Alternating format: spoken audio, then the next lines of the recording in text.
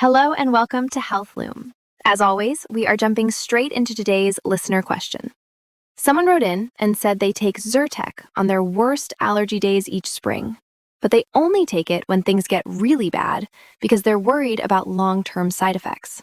They eat local honey, they've tried freeze-dried stinging nettle, and they've seen ads for something that desensitizes you to allergens over time, but they don't want a blood test.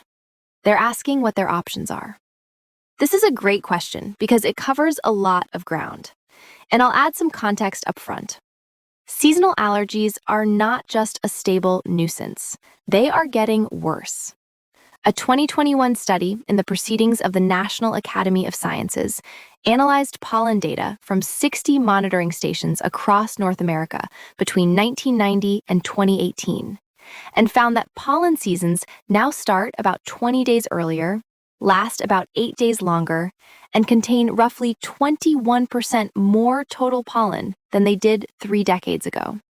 And the contribution of human-caused climate change to those trends is accelerating.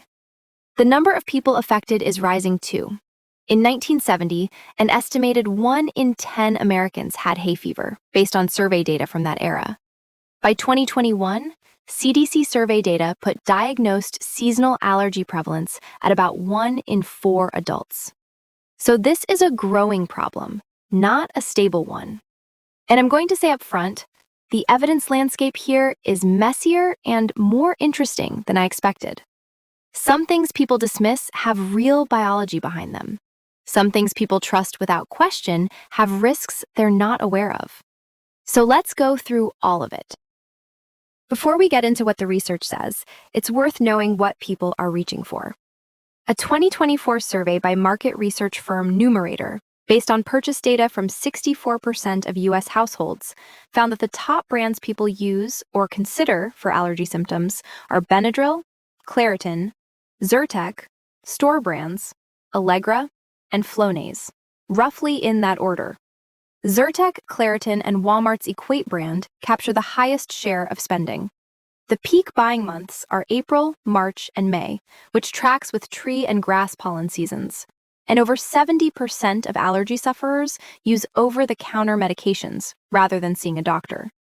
So the vast majority of people managing seasonal allergies are doing it themselves, with antihistamines. Let's talk about what those are and how they compare. This is a question a lot of people ask. It feels like allergy season is worse than it used to be, and more people seem to have allergies than a generation ago. Is that real?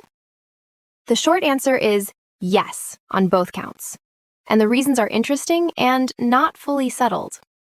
Let's start with the pollen itself, because this part has pretty solid data.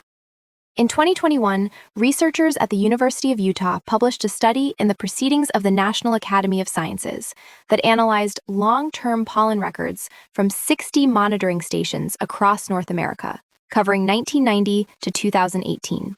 They found that pollen seasons now start about 20 days earlier than they did in 1990, are roughly 8 days longer, and contain about 21% more total pollen. The biggest increases were in Texas and the Midwest. In parts of northern Minnesota and the Dakotas, ragweed season alone extended by around 3 weeks during that period.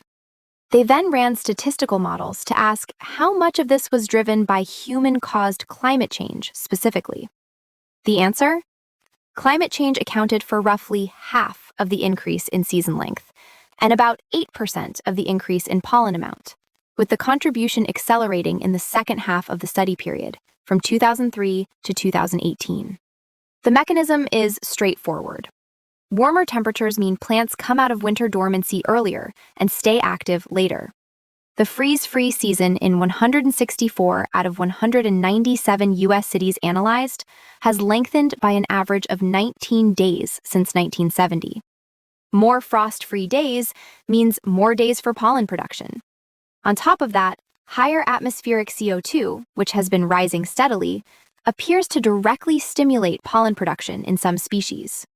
Under controlled conditions, doubling CO2 concentrations has been shown to roughly double ragweed pollen output and increase its allergenic potency. Climate modelers project that under high emission scenarios, Annual pollen emissions in North America could increase by up to 200% by the end of the century. A 2024 systematic review and meta-analysis in the journal Science of the Total Environment, covering data from 1974 to 2020, confirmed a generalized increase in annual pollen load across most major allergenic plant species worldwide, though with some regional exceptions. So yes, if your allergies feel worse than they did 10 or 20 years ago, there is more pollen in the air, and the season starts earlier and lasts longer. That is not perception bias. The prevalence data also shows a measurable increase, though it's harder to measure precisely because diagnostic practices and survey methods have changed over time. CDC National Health Interview Survey data from 2021 found that 25.7% of U.S. adults, roughly 1 in 4, have a diagnosed seasonal allergy. The Asthma and Allergy Foundation of America estimates around 81 million Americans were diagnosed with seasonal allergic rhinitis in 2021. Climate Central, citing historical data, notes that in 1970, about 1 in 10 Americans suffered from hay fever. By 2000, it was roughly 3 in 10. That is a substantial increase over 30 years, and most of it predates the steepest climate-driven pollen increases. This matters because pollen alone cannot explain the full rise in allergy prevalence. Something is also changing about human immune systems, or at least about the environments in which immune systems develop. This is where it gets interesting and is still unsettled. The dominant hypothesis for decades was the hygiene hypothesis, first proposed by epidemiologist David Strachan in 1989.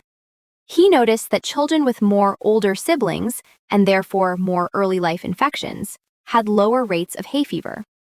The idea?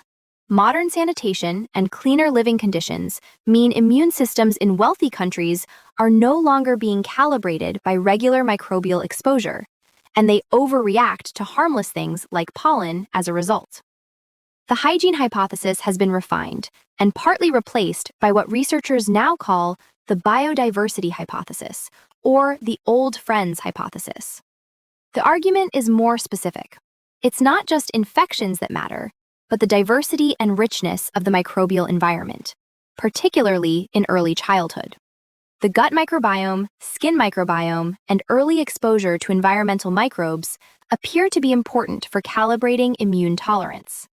Studies in Finland comparing rural communities on opposite sides of the Russian border, genetically similar populations living very different lifestyles, found that the Finnish side, which is more urbanized, has dramatically higher allergy prevalence despite similar pollen environments.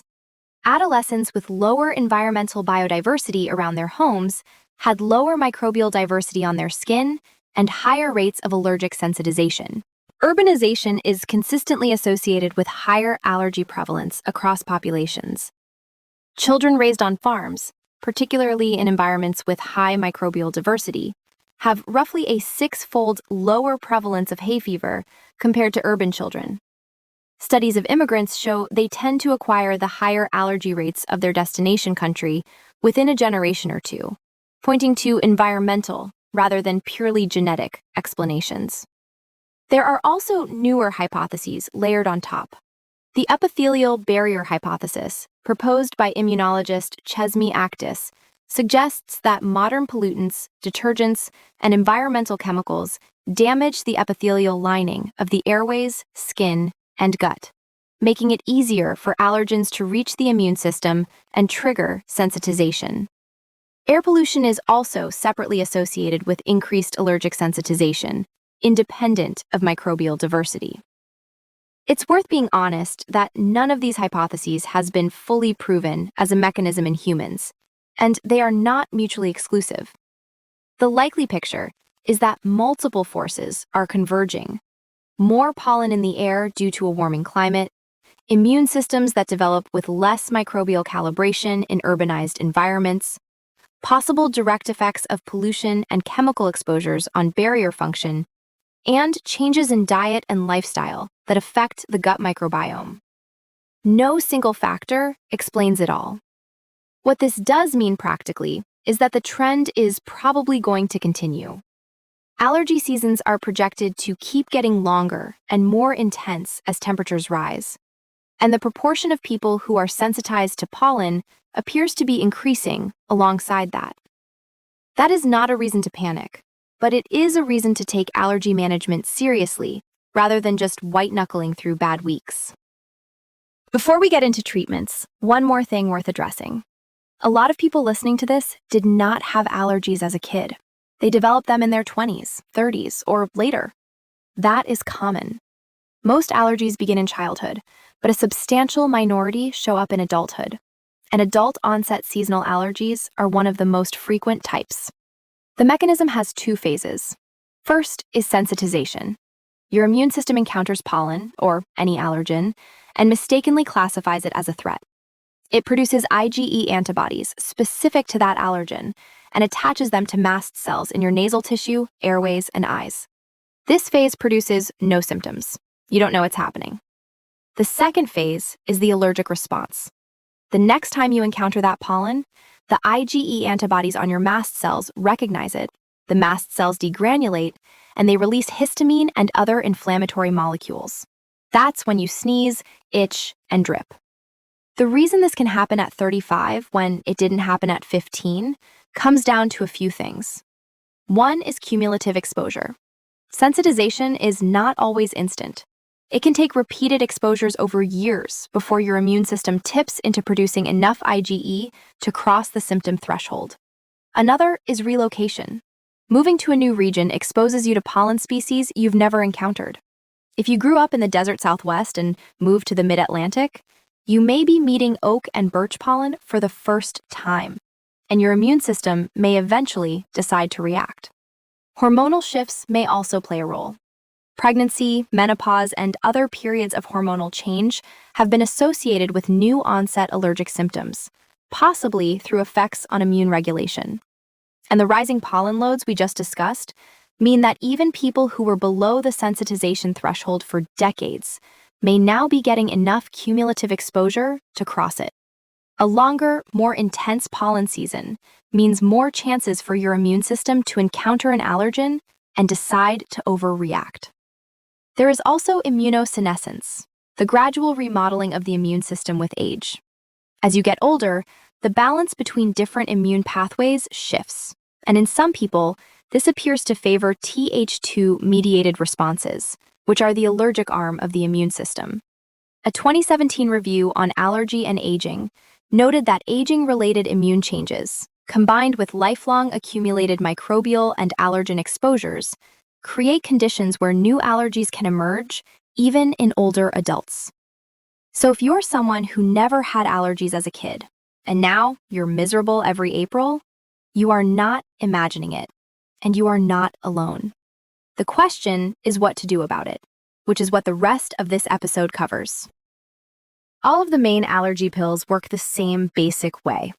They block H1 receptors, histamine receptors, which are the main driver of allergy symptoms like sneezing, runny nose, and itchy eyes. But they are not all identical, and the differences matter for a lot of people. There are two generations of antihistamines. The first generation, think Benadryl, which is diphenhydramine, crosses the blood-brain barrier easily and causes significant sedation. It also has anticholinergic effects, meaning it can cause dry mouth, urinary retention, and other issues. For older adults, first-generation antihistamines are associated with higher fall risk and cognitive effects. Most guidelines now say they should not be used for routine allergy management. The second generation is where Zyrtec, Claritin, and Allegra all sit. These were developed specifically to work at peripheral histamine receptors without crossing into the brain as much.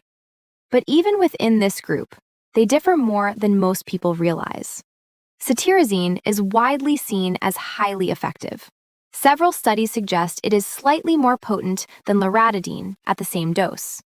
But it sits on the sedating end of the second-generation spectrum. A large prescription monitoring study by Mann et al., published in the BMJ, found that cetirizine was reported to cause sedation at 3.5 times the rate of loratadine in a real-world population. A 2024 pharmacovigilance study in clinical and translational allergy, which analyzed the FDA's adverse event reporting database, confirmed that cetirizine has a significantly higher rate of neurological and psychiatric adverse events, including somnolence and sleep disturbances, compared to loratadine. Brain PET scan studies show cetirizine occupies around 12 to 26% of H1 receptors in the frontal cortex at standard doses, which is low compared to first-generation antihistamines, but not zero. Some individuals on cetirizine have shown driving impairment equivalent to mild alcohol intoxication on simulator testing. Loratadine has a much lower sedation burden at its recommended 10 milligram dose. Multiple psychomotor studies confirm it does not significantly impair performance at that dose. It has a favorable safety profile and is generally considered appropriate, even for people who need to stay sharp during the day. Trade-off. Some clinicians and studies suggest it is modestly less potent than cetirizine at controlling symptoms, though head-to-head trials show similar overall efficacy scores. Fexofenadine is the most truly non-sedating of the three.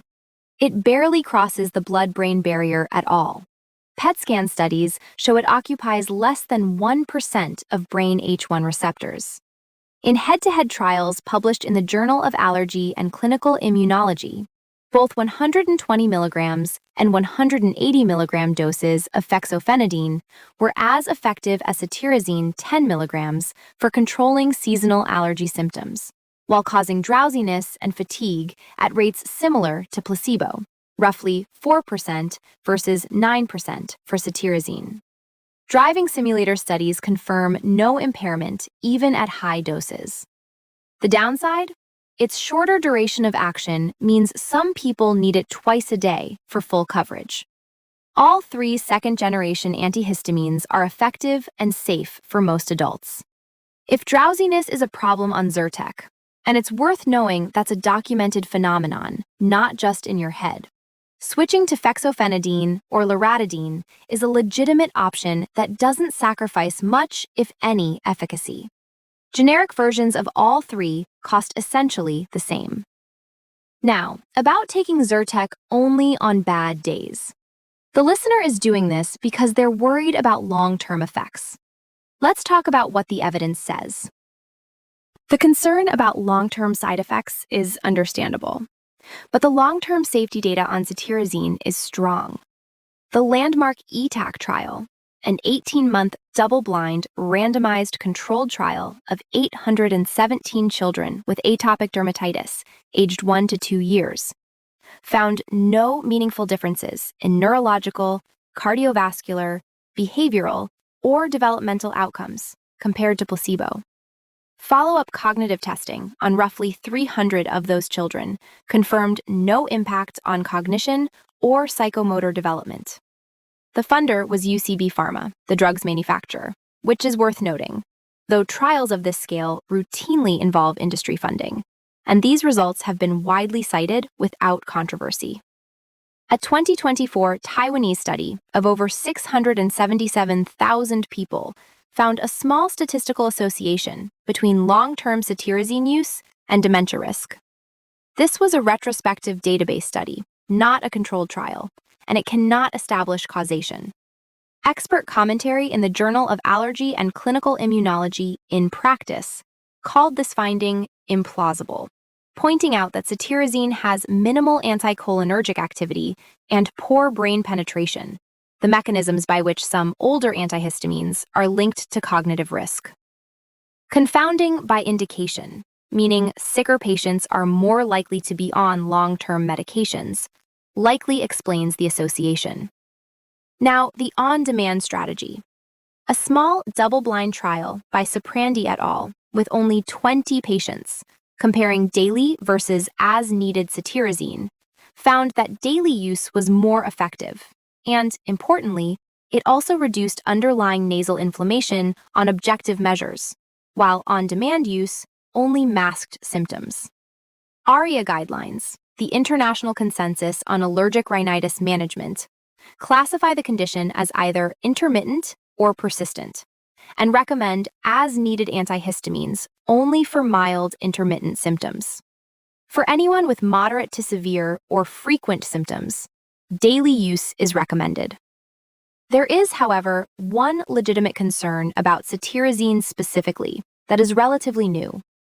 In May 2025, the FDA issued a drug safety communication based on 209 reported cases of intense rebound itching, sometimes described as unbearable, that developed after people stopped taking cetirizine or its close relative, levocetirizine.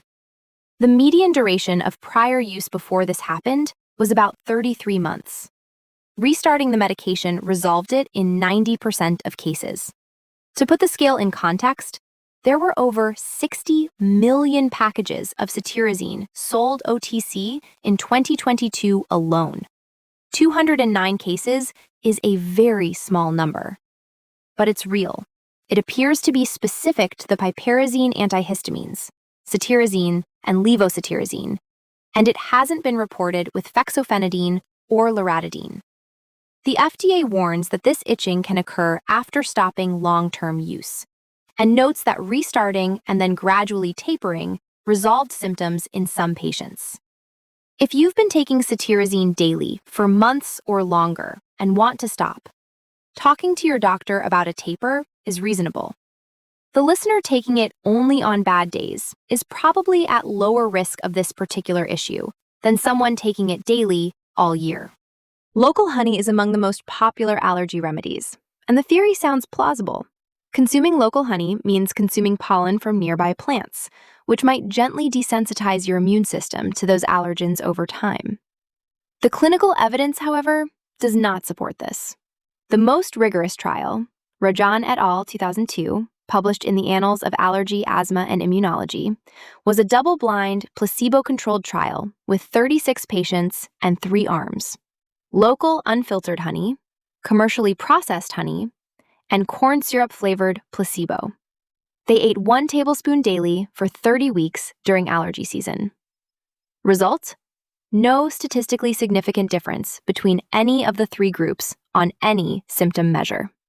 Neither type of honey worked better than placebo. A 2011 Finnish trial, Saarinen et al., tested birch pollen-enriched honey, which is a more biologically plausible formulation because it actually contains measurable amounts of the specific allergen that causes symptoms in people sensitized to birch. This trial did find some differences. Patients in the birch pollen honey group rated their symptoms lower and used less medication during the peak of birch season compared to regular honey, but not when compared to unblinded medication controls. The trial had a serious design problem. The medication controls were not blinded, making comparisons across groups unreliable, and there was no placebo control group for direct comparison.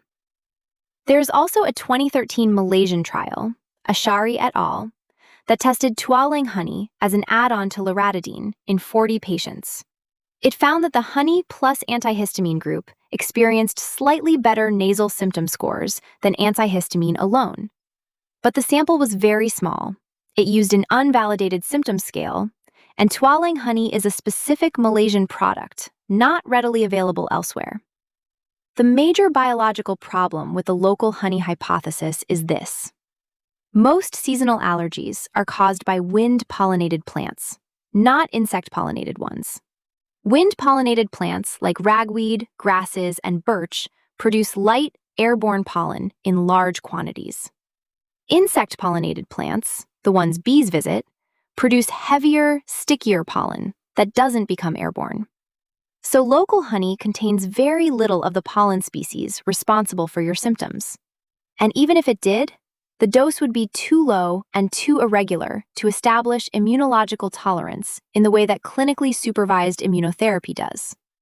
Immunotherapy works because you receive precisely determined, dose-escalated exposures to the specific allergen your immune system has been sensitized to.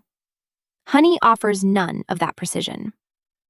The one genuine safety concern is anaphylaxis in people with bee venom allergy or an allergy to pollen species present in the honey. Serious, but rare. For most people, Honey is just calorically dense sugar.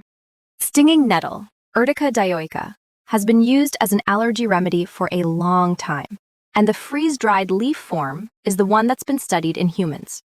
The biology is more interesting than the clinical evidence would suggest.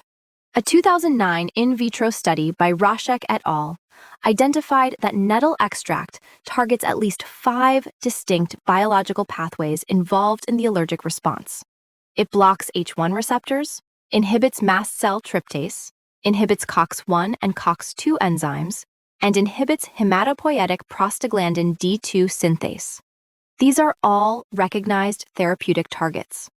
The problem is that this study was funded by a company that sells nettle products, a direct financial conflict of interest, and in vitro results frequently do not translate to humans.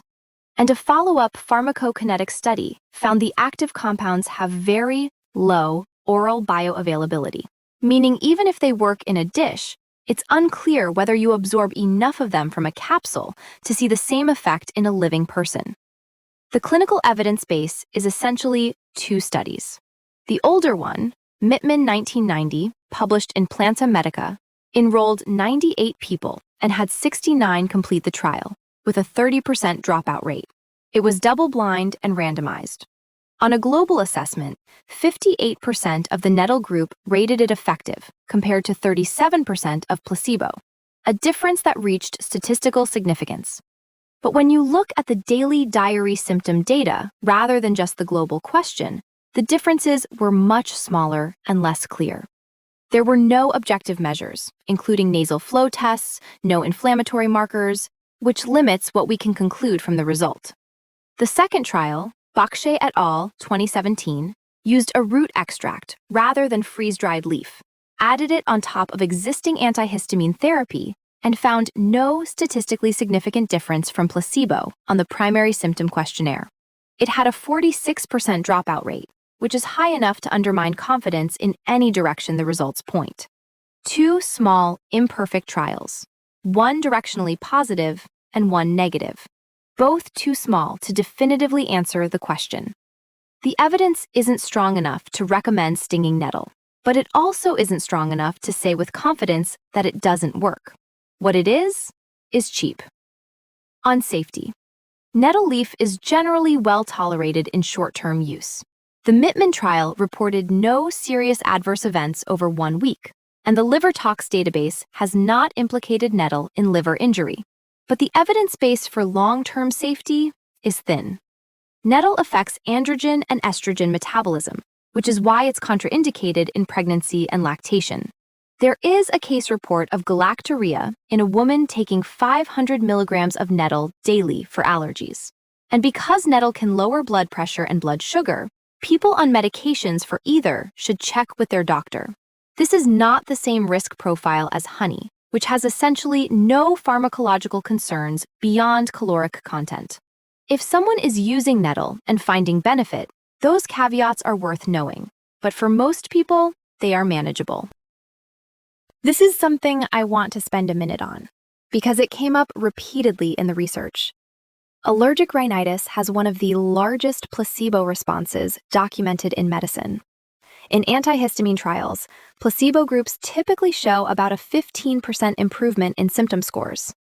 In allergen immunotherapy trials, which are some of the most well-designed allergy trials that exist, a 2021 EAACI task force position paper found placebo responses of up to 77% relative to pre-treatment baseline, with slit placebo groups averaging around 68% of the response seen in the active treatment groups.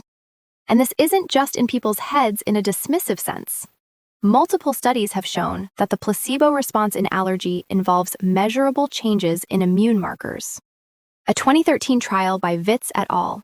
Showed that patients who merely expected they might receive an active drug showed reduced wheal sizes on skin prick tests, an objective immune outcome. Other researchers have shown conditioning can reduce basophil activation in allergy patients. There have even been open-label placebo studies specifically in allergic rhinitis, where patients are told explicitly that they are receiving an inert pill and still improve. A 2023 three-arm trial found that open-label placebo outperformed conventional double-blind placebo.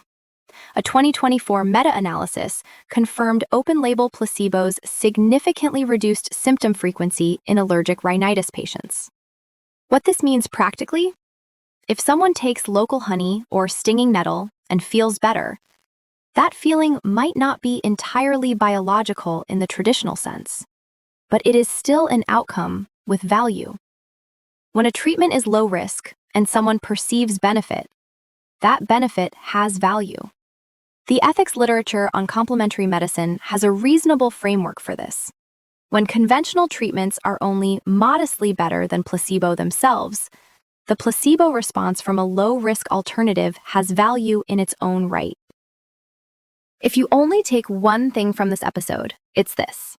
For most people with moderate to severe seasonal allergies, an intranasal corticosteroid spray is more effective than an oral antihistamine. And most people aren't using one.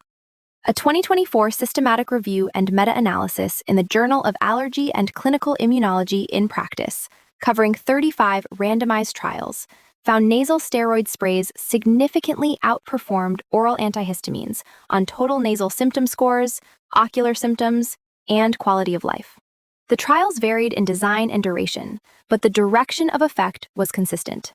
An earlier landmark meta-analysis by Weiner et al. In the BMJ, 16 randomized controlled trials, 2,267 subjects, reached the same conclusion, showing nasal steroids were superior across every individual nasal symptom measured. These are things like Flonase or Nasacort, which are available without a prescription. They work by reducing local inflammation directly in the nasal passages. They work best when used consistently before and during allergy season rather than just on bad days. The systemic absorption is minimal, far less than oral steroids, so they don't carry the systemic side effects that steroid medications are often associated with. Two practical points that matter here. First, most people don't use nasal sprays correctly. A study in Rhinology Online found that 83% of patients aim the spray toward their nasal septum, the thin wall dividing the nostrils, instead of toward the outer wall. This reduces how much medication reaches the inflamed tissue and increases the risk of nosebleeds. The correct technique is to use the opposite hand for each nostril. Right hand for left nostril, left hand for right, which naturally angles the spray away from the septum toward the lateral wall. Tilt your head slightly forward, not back. Sniff gently, don't snort. Second, nasal steroids are not fast-acting. Unlike a decongestant spray that works in minutes, intranasal corticosteroids typically take 1 to 2 weeks of consistent daily use before you feel the full effect.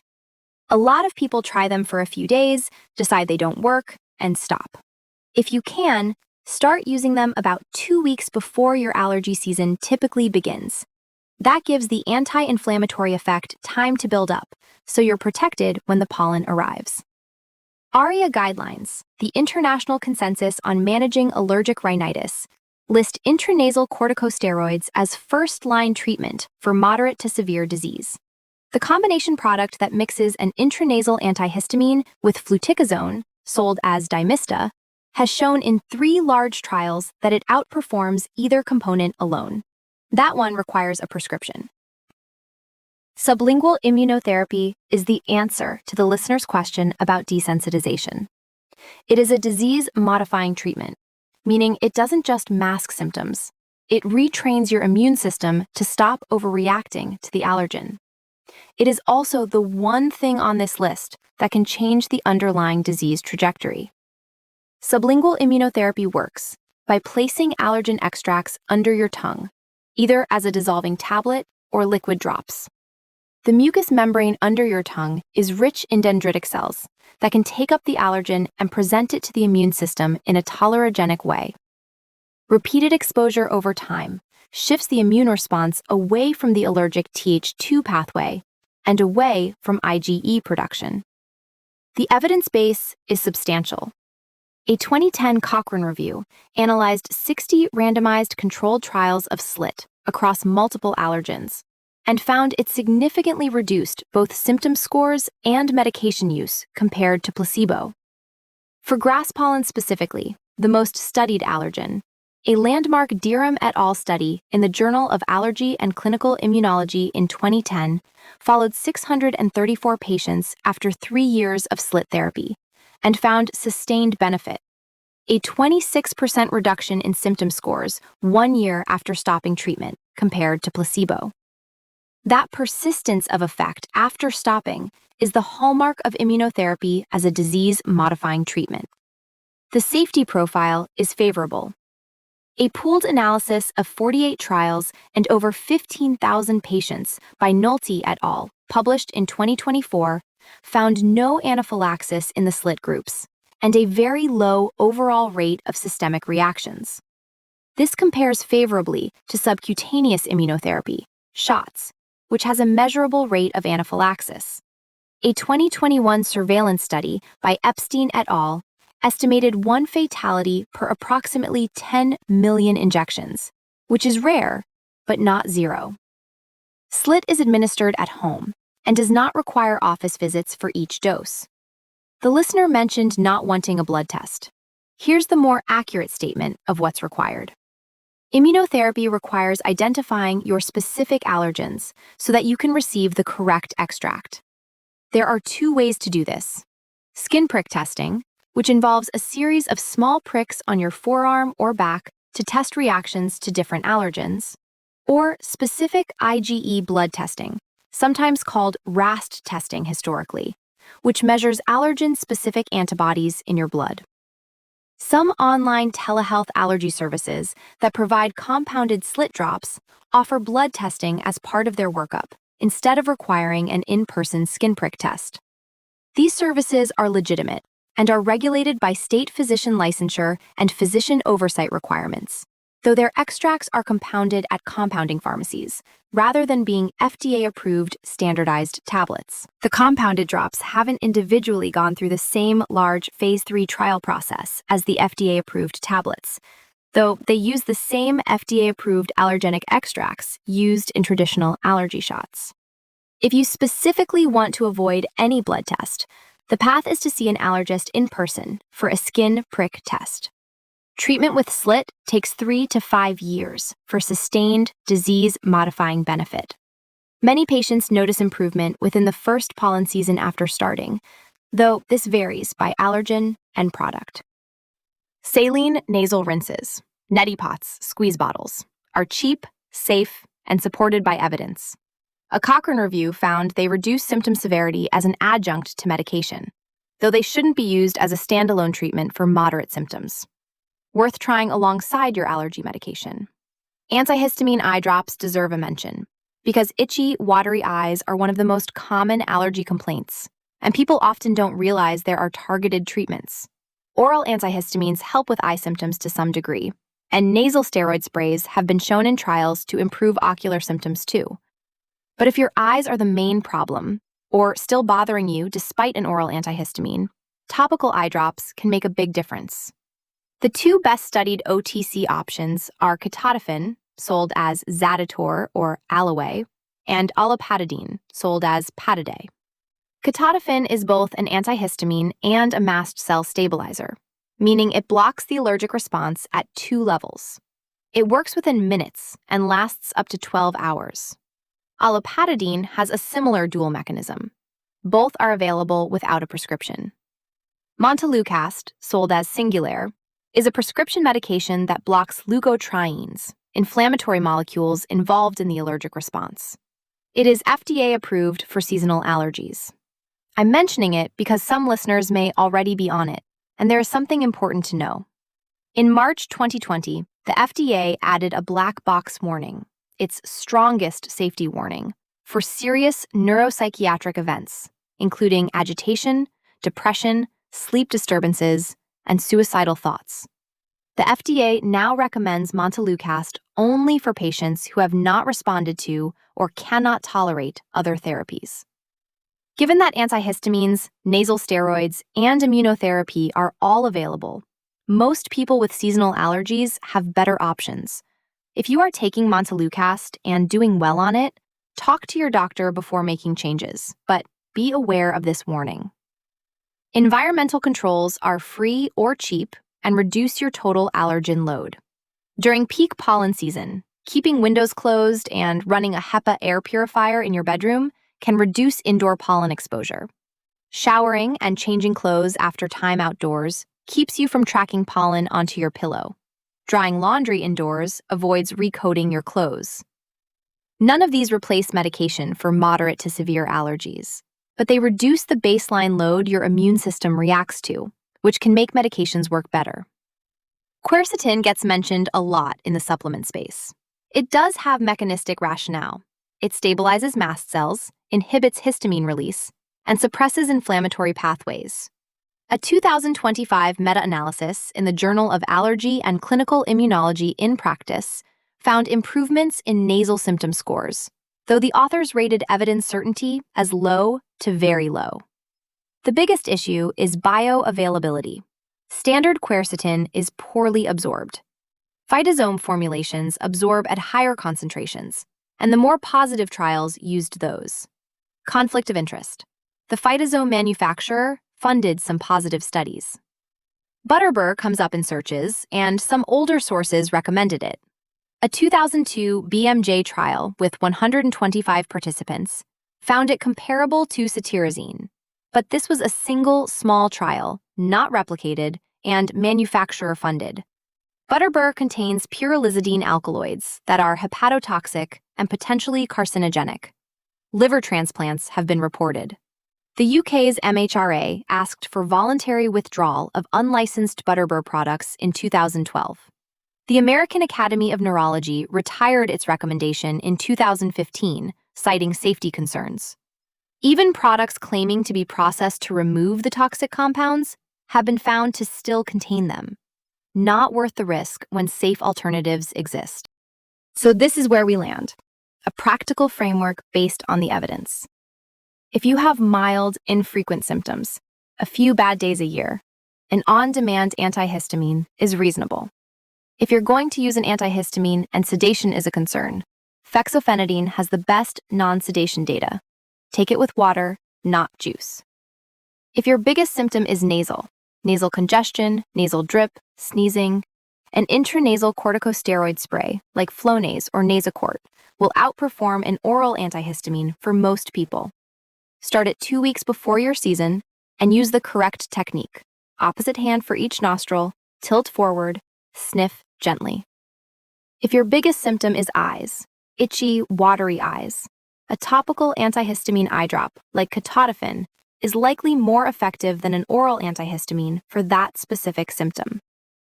If your symptoms are moderate to severe and affecting your life several months a year, sublingual immunotherapy is worth serious consideration. It is the only option on this list with disease-modifying potential. It requires a multi-year commitment and proper allergen identification, but it can produce benefits that last after you stop. If you want to use local honey or stinging nettle and feel like they help, the risks are low enough that this is a reasonable personal choice, just with the caveats I've outlined about nettle's interactions and contraindications. The clinical evidence doesn't support them as first-line treatments, but the placebo response science suggests that feeling better from a low-risk remedy is not without value. Butterbur is the one I would avoid. It may have efficacy data, but the pyrrolizidine alkaloid safety problem makes it not worth the risk when safer options exist. The American Academy of Neurology didn't retire its Butterbur recommendation in migraine over a minor concern. I want to leave you with one more framing.